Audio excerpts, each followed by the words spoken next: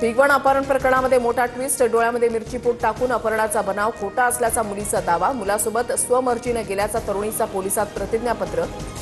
तरुणी मध्यरात्री प्रियकरासोबत बारामती पोलीस ठाण्यामध्ये हजर।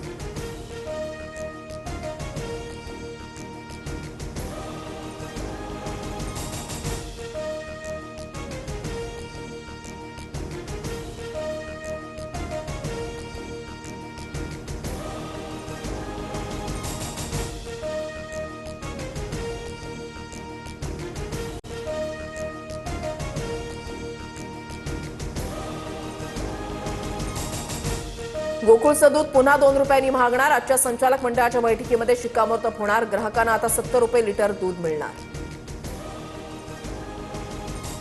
आजपासून पुढील 3 दिवस मुंबईचं तापमान वाढणार। मुंबई आणि ठाण्याचे कमाल तापमान 36 अंश सेल्सिअस पर्यंत जाण्याचा अंदाज। एसटी महामंडळ 8,300 नवीन बस ताफ्यामध्ये समाविष्ट करण्याच्या तयारीत। 20 ते 25,000 बस खरेदीला राज्य सरकारची तत्वतः मान्यता। पुण्यामध्ये डिजिटल अरेस्टची भीती दाखवून 2 ज्येष्ठांची 3.5 कोटींची फसवणूक। पोलीस आणि सरकारी प्रतिनिधी असल्याचा भासून लूट। सायबर पोलिसात गुन्हा दाखल।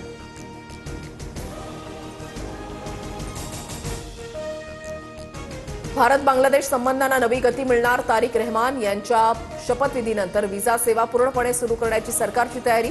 बांगलादेशातील भारताचे दूतावास अनिरुद्ध दास यांचे संकेत।